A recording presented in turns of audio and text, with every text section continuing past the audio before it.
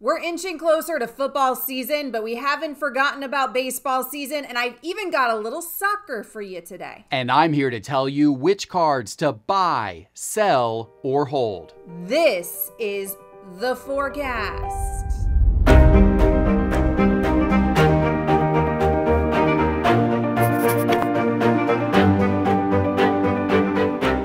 Welcome to another episode of The Forecast. And of course, The Forecast means that we bring you the cards that you want to hear about. So keep those suggestions coming right here under the YouTube channel. This week, I've got 5 cards for you. We will do football. We will do baseball. We'll do even a little international soccer. So a little taste of everything for you. But first, before I hop into any of that, I want to remind you that this episode of The Forecast is brought to you by our friends at eBay. eBay is here for the card collectors with a trick for every trade, like advanced tools for price checking with Price Guide, bets within eBay's app, and up to 50% faster listing with image scan. Learn how collecting just got smarter at ebay.com/trading hub. All right, guys, so let's hop right into things. Now, we are inching our way closer to the NFL season here as preseason wraps up. We are inching our way closer to college football season towards week 0. But you know what's happening right now? It is actually baseball season. So we haven't forgotten about baseball. And Elite doesn't want to let us forget about the Chicago White Sox. So let's talk about one of their most notable players in Luis Roberts. Now, the Chicago White Sox outfielder missed significant time with a hip flexor injury already this season. He just returned on August 10th. He's had 139 at-bats this season, so a bit limited. But, of course, we're talking about the dude who won the Gold Glove as a rookie in 2020. He finished second in Rookie of the Year voting.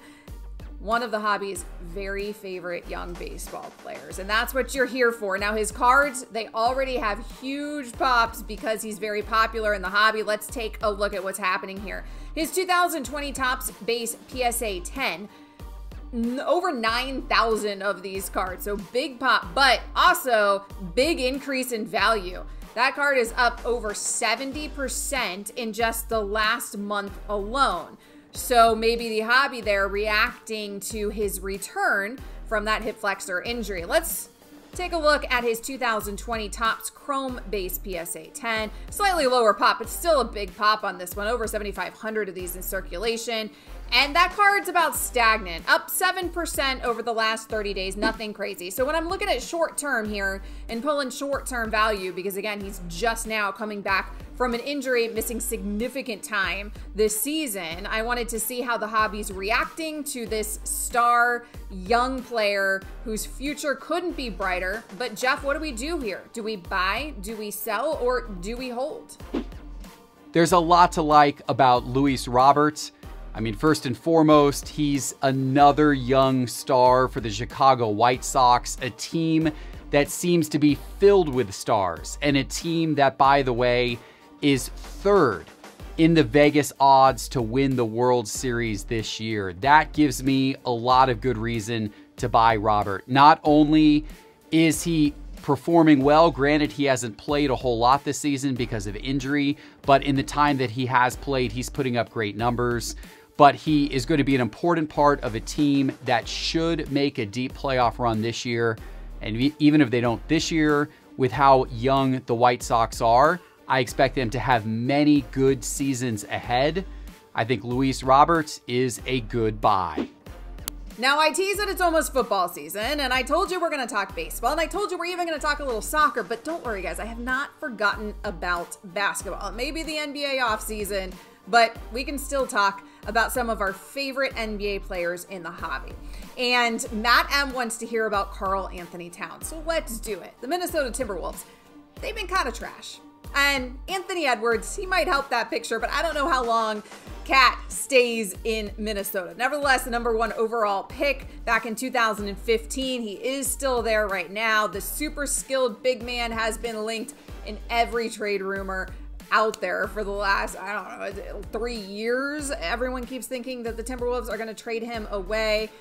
He is the type of player that might be able to put a contender over the top. So we'll see what his future is in Minnesota. That'll certainly affect his card value if he gets out of there, because right now he's been on a pretty rough team all of these years. He played just 50 games in 2020, but in those 50 games, He averaged almost 25 points per game, over 10 rebounds per game. He also shot 39% from 3. So let's take a look here at his 2015 Prism Base PSA 10.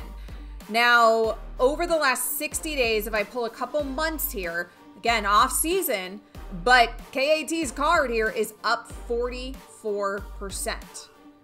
So if I look at his 2015 Select Concourse PSA 10 for that same time period, again, off season, low pop on this card, but still up significantly, up 22% over the last couple months. So even here in the off season, people in the hobby seem to be pretty excited about the future of Cat. What do we do here? Do we buy, do we sell, or do we hold?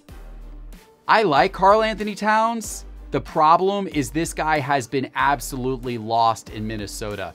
And many basketball fans don't even fully appreciate the greatness that he brings to the court. Not only can this guy be a dominant big man, but he's actually great as an outside three-point shooter as well. He offers a lot. He can put up absolutely incredible performances and incredible numbers, and most people would never know it because he is stuck in Minnesota. And until that changes, I don't see any real reason to rush out and buy his cards. Currently, Minnesota has the 6th worst odds to make it to the NBA championship, and that's probably not going to change anytime soon. Even though they've got a few good young players on their team, I still don't believe they're going to have a short road to any type of real prominence. If I had KarlAnthony Towns cards, I think you're holding for the opportunity that he ends up on another team down the road that actually is a contender, but that might be a ways down the road. For right now, I would just hold KarlAnthony Towns. So we did some basketball, we did some baseball, but man, it is about to be football season. It is so close, I can smell it. So let's go ahead and talk a little football, shall we? And Ben H, he wants to hear about Aaron Rodgers. Now, Aaron Rodgers is still the quarterback for the Green Bay Packers. Despite all of that off-season drama, he did actually show up for training camp. They got that deal sorted out minutes before essentially he was supposed to report, after months of speculation and months of the rumors that he's going to retire, he's going to force his way out of Green Bay. And alas, he is the quarterback. Despite Jordan Love's existence on the roster, Aaron Rodgers is still the quarterback of the Green Bay Packers, the reigning MVP. Now, he says he doesn't want this to be a farewell tour this season, even though he put out the meme on Instagram of The Last Dance and did all of that drama in the offseason. He says he doesn't want this to be the last tour. I think, personally, based on no real information here, but I've been talking about it on the radio for months. I mean, I actually think he doesn't want the farewell tour because I'm not convinced this is his farewell. I'm not convinced that this is his farewell from football, but I'm not convinced this is his farewell from Green Bay. I wouldn't be surprised if they work it out again and if he sticks around. But either way, he's got a good opportunity to try to win a championship this season.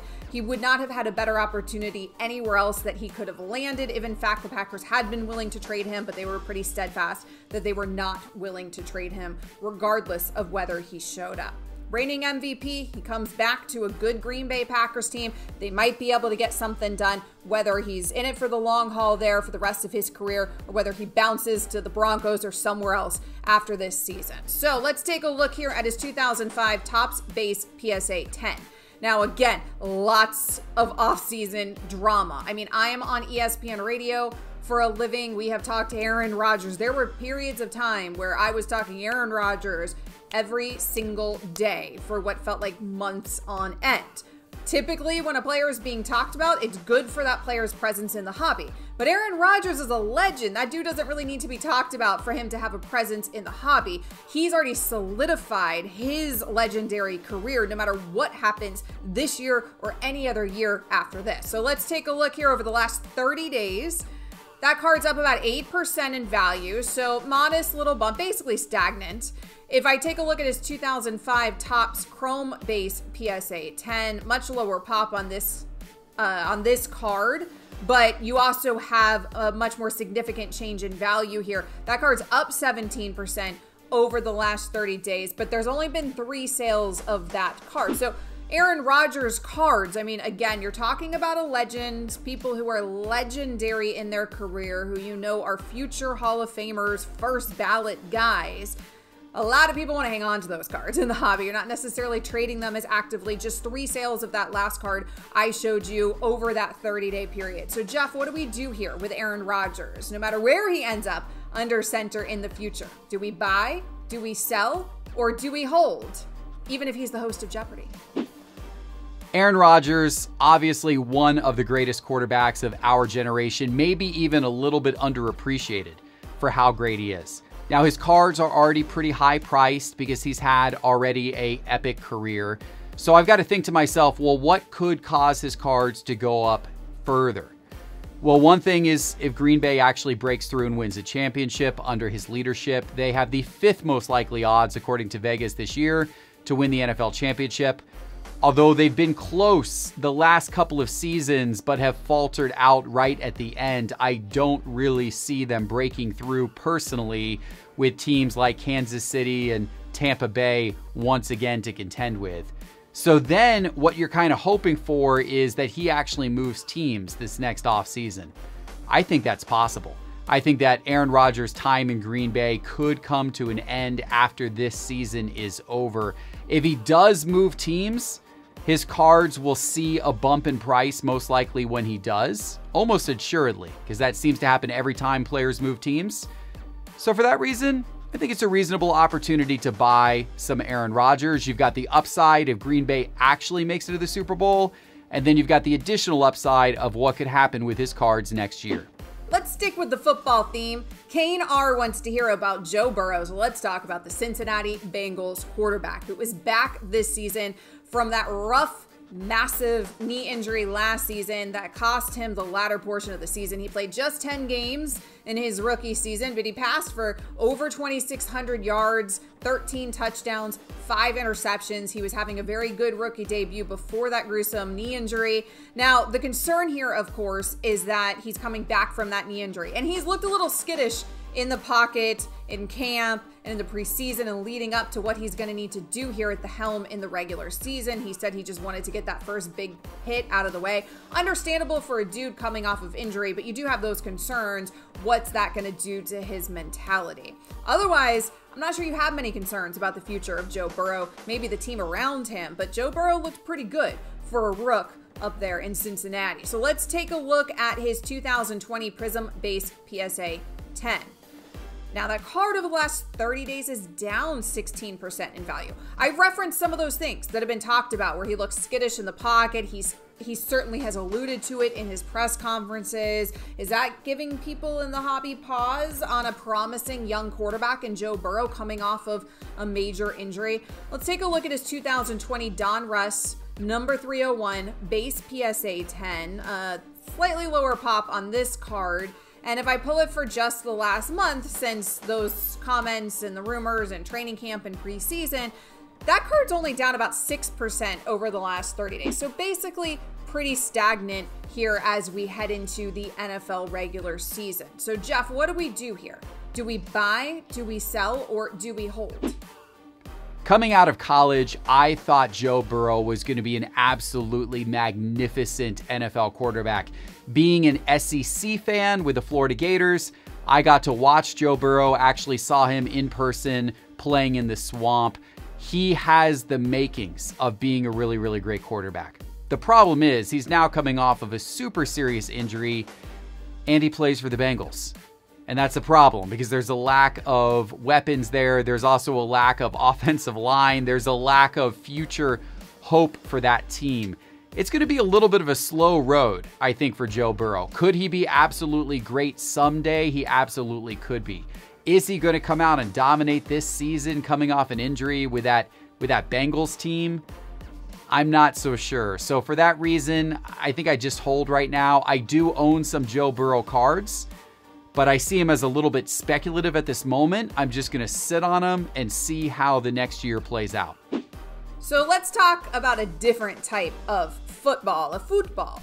if you will. And Max B wants to hear about Kylian Mbappe, the star forward for PSG and of course for the French national team, recently turned down another contract extension with PSG, so a transfer is possible. Real Madrid, that's been the rumor that it could be a transfer destination for Mbappe, free agent after this season.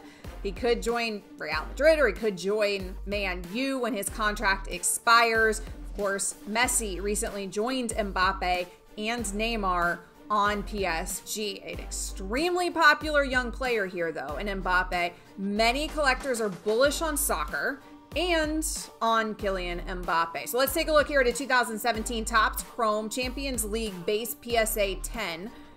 If I'm pulling it over the last 30 days here, his card's up about 5% in value. So over the last month, holding its value, nothing really to report on here. But again, there could be lots to report on at the end of the season. So Geoff, what do we do here with Kylian Mbappe's card? Do we buy, do we sell, or do we hold?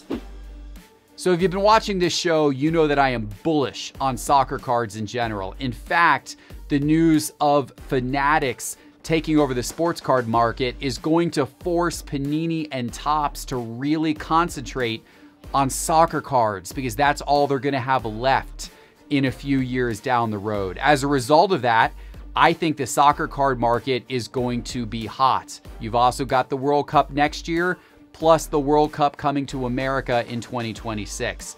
So any bright young soccer star, I think, is a great investment opportunity. And Mbappe probably leads that list. I mean, this guy already has accomplished a lot. He's already won the World Cup. And in fact, in that World Cup final, he is one of the only two teenagers in World Cup history to ever score a goal in the World Cup final.